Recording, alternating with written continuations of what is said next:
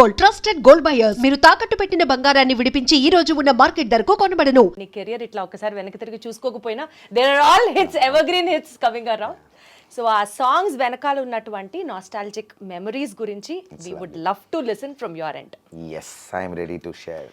And before we get started my first question would be, నువ్వు first పాడినప్పుడు, your first ever performance ఇచ్చినప్పుడు, I know you have come from a very humble musical family, చిన్నప్పటి నుంచి music నేర్చుకుంటున్నావు, I know all those things, but still నీ first performance ఇచ్చినప్పుడు irrespective of your age, పొట్టలో butterflies ఉన్నాయా, లేకపోతే ది సో కాల్డ్ సాకేత్ లాగా పిచ్చ యాటిట్యూడ్ మనకేంటి అనే ఒక? లేదు, this is actually it is recorded and it is there on my Insta page also. ఆ క్లిప్, చిన్న క్లిప్,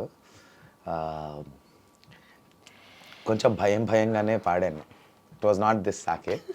నీట్గా ఇలా చేతులు కట్టుకొని, it was a stage show at Ravindra Bharati.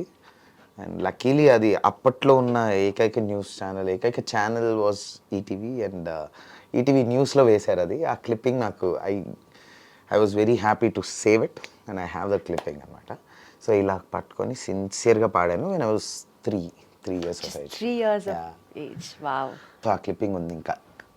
But ఆ అసలు తర్వాత అప్పుడు టెన్షన్ ఉండిందా? అంటే ఆ టెన్షన్ పడే ఏజ్ కూడా కాదు అసలు బహుశా. టెన్షన్ పడ్డానా, దేనికి ఎందుకు ఇలా నిలబడ్డాను, ట్రైన్ చేసి పంపించారా ఇలా నిలబడే పాడాలి ఏం తెలియదు. బికాస్ 3 years ఉన్నప్పుడు మనకి ఏం గుర్తుంటుంది. What was your first song then? So it was a devotional song. Rama Rama Shri Rama రామయని రాముల సేవకు రారేమయ్యా, రాముల సేవకు రాని వారలు దుష్ట పామరులై కామరులై పోయేరయ్యా అని ఒక తత్వం బోధించే సాంగ్. బట్ నాకు తెలీదు, అంటే ఆ క్లిప్ చూస్తున్నప్పుడు మాత్రం సిన్సియర్గా, అంటే it is not this Saketh అని అయితే ఇప్పుడు నాకు అనిపిస్తుంది. ఇప్పుడు చాలా సిన్సియర్గా ఇలా గుడ్ బాయ్ లాగా మైక్ స్టాండ్ ఉంటే ఇలా పట్టుకొని, ఇలా ఐబ్రోస్ ఇలా ఉండి పెద్దగా కళ్ళు చేసుకుంటూ ఇలా ఒక్కొక్కళ్ళని ఇలా చూసుకుంటూ ఉంటుంది అది ఆ పాట. ఇప్పుడు Saketh you know better. Chill, ప్రపంచం ఏదైపోయినా సరే ముందర ఎవరైనా ఉండని, when it comes to performance I perform. పడేయడమే అంతే. Right, then coming to your songs, Allu Arjun గారి సినిమాలో Sittharala Sirapadu song was like అద్భుతం అంతే. అంటే I'm really thankful to God, Thaman garu and Trivikram garu for giving me this song. దాని బ్యాక్ స్టోరీ ఏంటంటే, సో ఆ పాట అసలు నేను పాడలా, అయిపోయింది మొత్తం అయిపోయింది. సాంగ్ ఎలాగో మూవీ తర్వాత release, it was a surprise song in the movie. ముందు రిలీజ్ చేయలేదు, it was not there in the audio.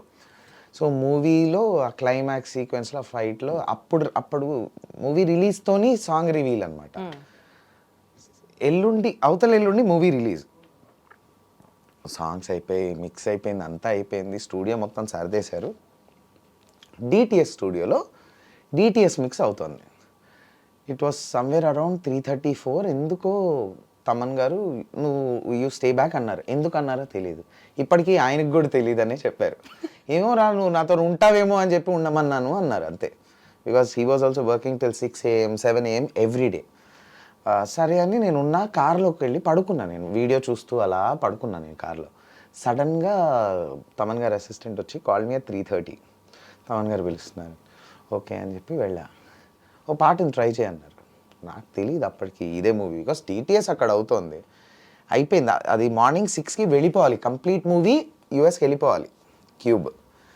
ఆ టైంలో వెళ్ళి ట్రై చేయాలంటే చూసా. ఓకే అలా కాదు, ఒకసారి సీన్ చూసి పాడు ఆ ఫీల్కి. అందుకని ఫస్ట్ వర్షన్ పాడేసినప్పుడు గుండెలోన గుచ్చాడు అని ఆ సింగర్స్ యాటిట్యూడ్తో పాడా. Then when I watch the scene again, first of all it is so great of them. ఒక సింగర్కి ఆ సీన్ పేరు లేదు, ఊరు లేదు నాకు అప్పటికి. నాకు సిత్తరాల సిరపడు, దిమాగ్ ఖరాబ్ రెండు ప్యారలల్గా రిలీజ్ అయ్యే అప్పటి నుంచే నాకు ఒక పేరు వచ్చింది. దాని ముందు పేరు లేదు, ఊరు లేదు కదా. సో గుండెలోన గుచ్చాడు అని పాడే ట్రాక్ పాడేసరికి ఒకసారి చూపియండి అన్నారు. చూసినప్పుడు గుండెలోన గుచ్చాడు అంటారు బన్నీ, ఆయన అంటారు. అది చూసి ఓకే ఇంకొకసారి పాడతానని చెప్పి గుండెలోన గుచ్చాడు అన్న. So that was a very nice. ఇమీడియట్గా త్రివిక్రమ్ గారు వచ్చి చూశారు, అదిరిందిగా ఇదే ఉంచుతాం అన్నారు. అలా ఒక అర్ధరాత్రి 3:30కి నేను ఆ కాంపౌండ్లో ఉండడం వల్ల నాకు ఆ పాట వచ్చింది. I was available near by because they cannot wait for another singer to come. And ఆ 3:30 రాత్రికి ఎవరెత్తారో తెలియదు, మార్నింగ్ 6కి సినిమా వెళ్ళిపోవాలి. సో ట్రూ లక్తో నాకు ఆ పాట వచ్చింది. అందుకని